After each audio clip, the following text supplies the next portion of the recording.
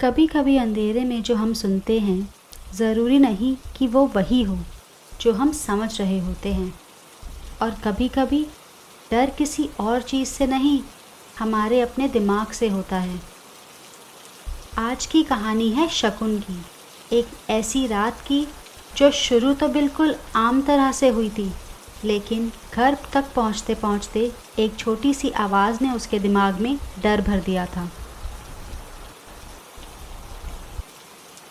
शकुन लीला होटल में काम करता था। उसकी ड्यूटी रोटेशन में होती थी, कभी मॉर्निंग शिफ्ट, कभी आफ्टरनून और कभी लेट नाइट शिफ्ट। उस दिन उसकी पहली लेट आफ्टरनून शिफ्ट थी। ड्यूटी दोपहर 3 बजे से रात 11:30 बजे तक थी और आज शकुन का मूड भी बहुत अच्छा था। आज पेडे था, ऊपर से वीक का आखिरी दिन। सैलरी मिल चुकी थी और उसने सोच रखा था कि अगले दिन छुट्टी में घर वालों के लिए शॉपिंग करने जाएगा। इसीलिए वो चाहता था कि आज जल्दी से घर पहुंच जाए, अच्छी तरह सोए और अगले दिन सुबह टाइम से उठ सके। 11:30 बजे ड्यूटी ख़त्म होते ही वो जल्दी जल्दी होटल से निकला। शकुन पार्किंग में अपनी बाइक के पास पहुंचा, चाबी लगाई, सेल्फ दबाया। बाइक स्टार्ट ही नहीं हुई।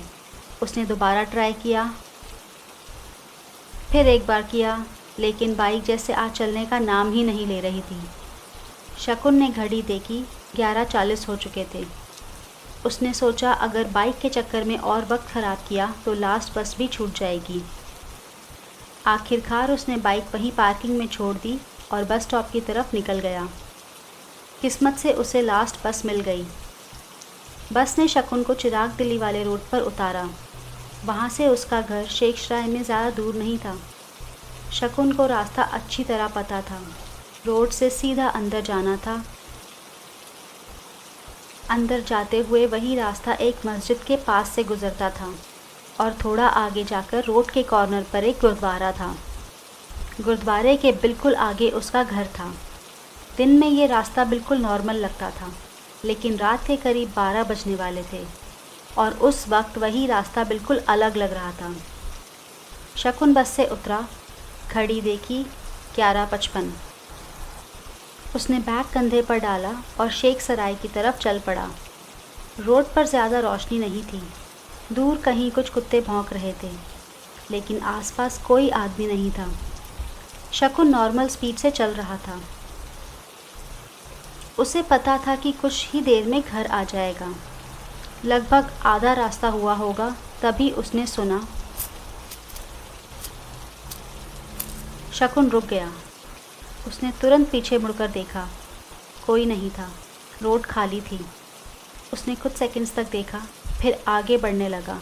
2-3 कदम ही चला होगा। वही आवाज़। शकुन फिर रुक गया और आवाज़ भी बंद।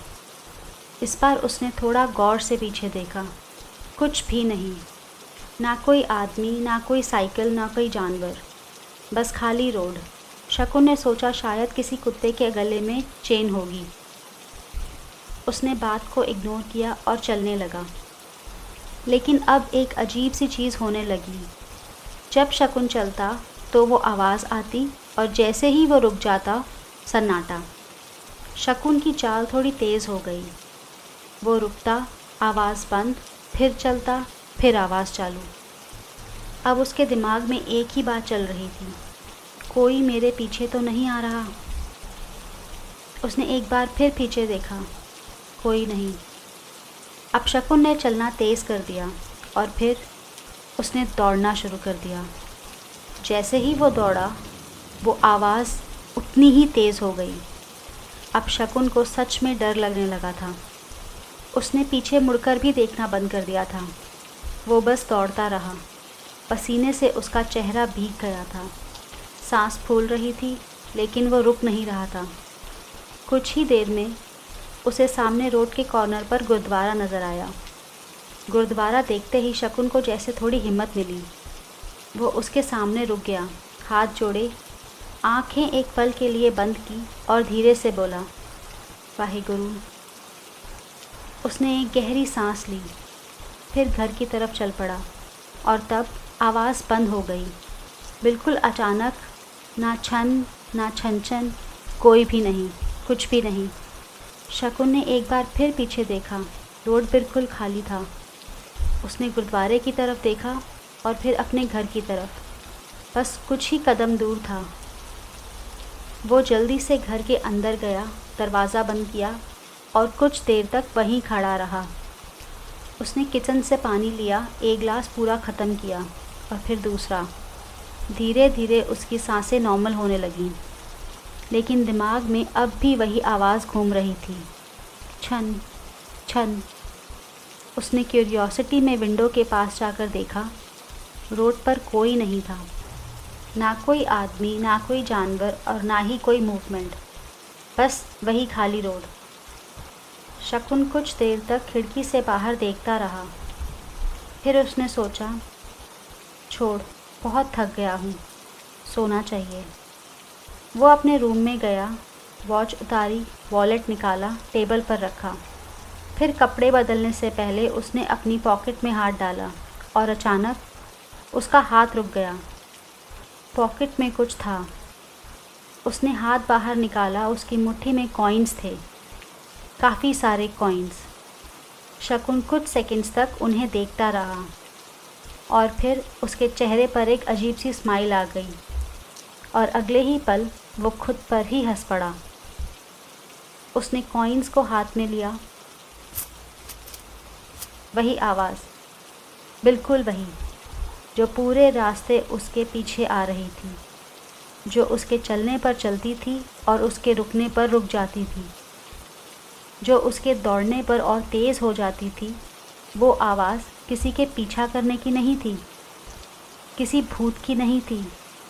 वो उसके अपनी पॉकेट में रखे कॉइन्स की आवाज़ थी। शकुन बेड पर बैठ गया और कुछ देर तक बस अपने पर हंसता रहा।